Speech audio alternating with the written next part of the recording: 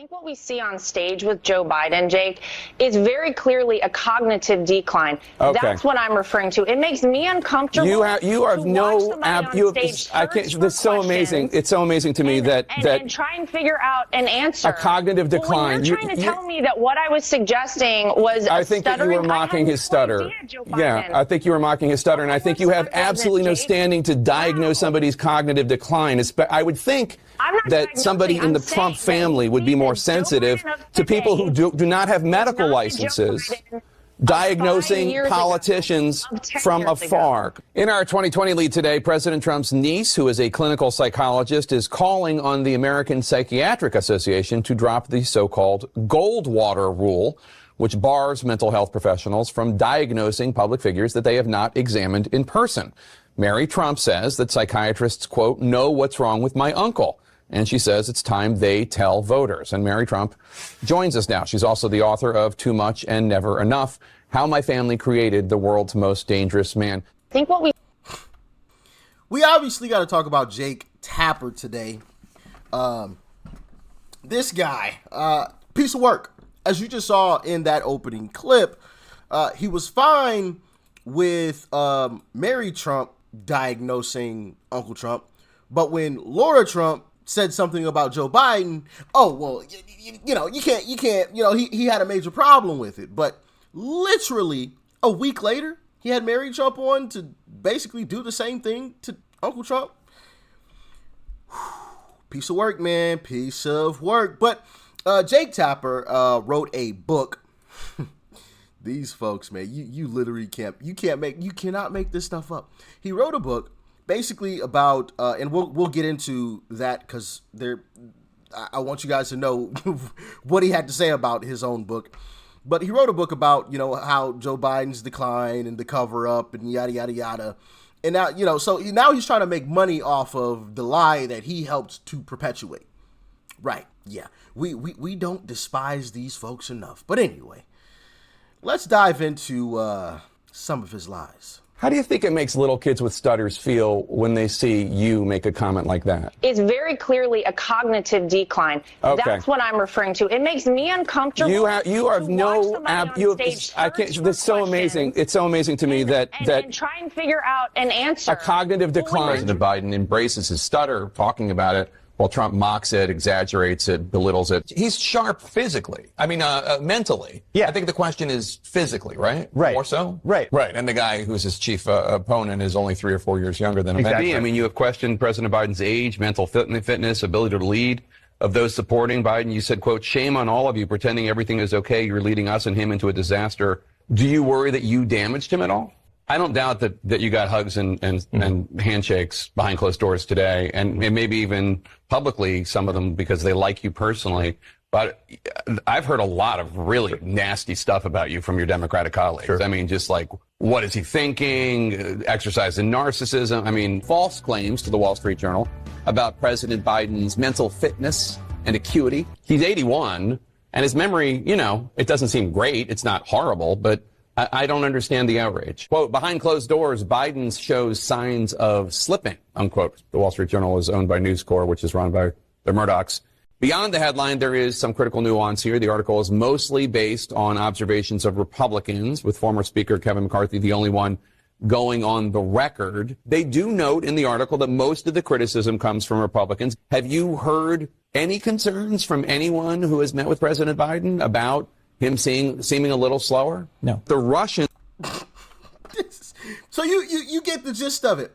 But it didn't end there. Because remember the good people on both sides hoax? Yeah, Jake Tapper was a part of that too. You have it? Okay, I'm being told we have it. Thank you. Run it, please. Excuse me, to protest. Excuse me, they didn't put themselves down as you, and you had some very bad people in that group. But you also had people that were very fine people on both sides. That was President Trump saying that very fine people were marching alongside neo-Nazis and skinheads and white supremacists. I've condemned neo-Nazis. I've condemned many different groups, but not all of those people were neo-Nazis, believe me. Not all of those people were white supremacists. And you had people, and I'm not talking about the neo-Nazis and the white nationalists, because they should be condemned totally. But you had many people in that group other than neo-Nazis and white nationalists, okay? This is a president who said there were, quote, very fine people on both sides in a Charlottesville neo-Nazi Klan march in Charlottesville, and his infamous reference to very fine people. There were, quote, very fine people on both sides of that Charlottesville, Virginia march. And candidate Trump, I tried to get him 3 times to condemn David Duke. He wouldn't do it. Well, you've got David Duke just joined, a bigot, a racist, a problem. I mean, this is not exactly the people you want in your party. A lot of people think that he has a soft spot in his heart for, or at least won't condemn, white supremacists. As I said on Saturday, we condemn in the strongest possible terms this egregious display of hatred, bigotry, and violence. It has no place in America. Racism is evil, and those who cause violence in its name are criminals and thugs, including the KKK, neo-Nazis, white supremacists, and other hate groups that are repugnant to everything we hold dear as Americans. We are a nation founded on the truth that all of us are created equal. And there's this big effort by Trump supporters to pretend that the president didn't say what he said, to call this all a hoax. And you had people, and I'm not talking about the neo-Nazis and the white nationalists, because they should be condemned totally. So now that we've established that Jake Tapper is a liar, like, just, bro, what?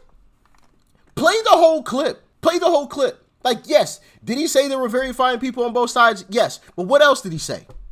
What else did he say? They lie by omission. They tell you part of the truth and leave out the rest that will go against their narrative.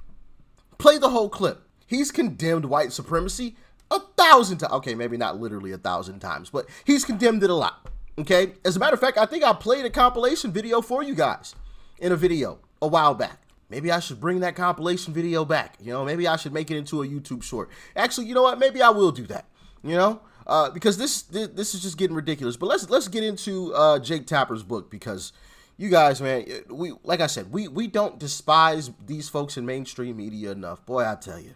Privately discussed the possibility that he may need to use a wheelchair if he won re-election because his physical health had deteriorated so much. That scoop out this morning from Axios. It's one of the many details in the soon-to-be-released new book titled Original Sin, President Biden's Decline, Its Cover-Up, and His Disastrous Choice to Run Again. It was written by Axios' Alex Thompson and CNN's own Jake Tapper. Jake is here to join us now. I'm curious about what his advisors were saying at the time, as you look at this, as you reported out this book? So the White House physician, Dr. Kevin O'Connor, was telling White House aides that President Biden's deterioration of his spine, the degeneration, was so significant that if he fell one more time, that he might have to be in a wheelchair and serve in a wheelchair for his second term. But everybody pushed off the notion that he used a wheelchair until after the election. This is all part of a larger whole where the Biden White House tried to hide the extent of his deterioration, both physical and cognitive, as much as possible.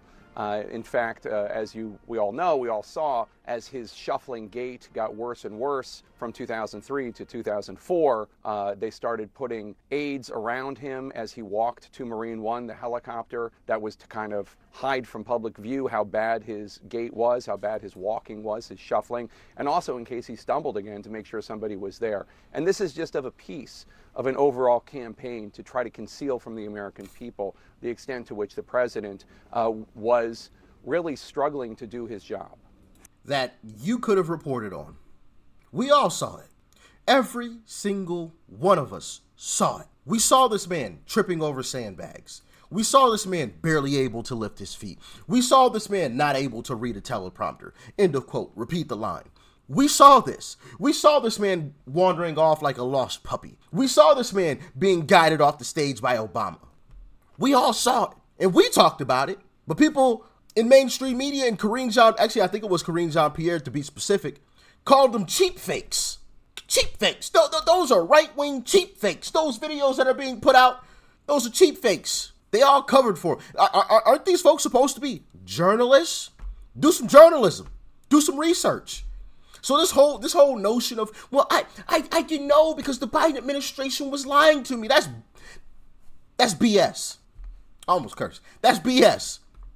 Genuinely, it's BS. Because, and you know how I know that's BS? Because whenever Trump says anything, if it's even remotely off, right? Even just a little tiny piece of it. Well, the fact checker said that blah, blah, blah, blah, blah. They're quick. They're quick to combat whatever Trump says. But if Biden's team said anything, oh, yeah, we believe it.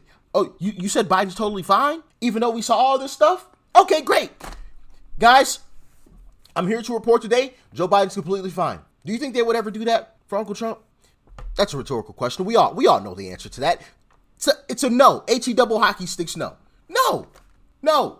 These people are clearly biased, and now this guy's trying to make a couple dollars off of it.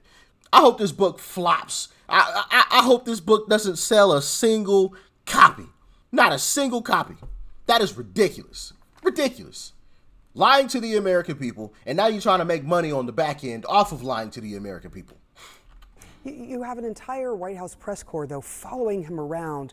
And I'm just curious as to whether or not this kind of trying to hide what was happening with the president at the time had an impact on the press corps. Like, why didn't we hear some of these details from what they actually saw and were dealing with trying to get information? Well, Alex Thompson and I... because they're Democrat operatives. Were on the case, as were lots of other reporters trying to figure out what was going on behind the scenes. But the bottom line is... Trying to figure out what was going on behind... See, this is what I mean. We were trying to figure out what was going on behind... You don't need to know about anything about behind the scenes. Look at this man when he's on the scene.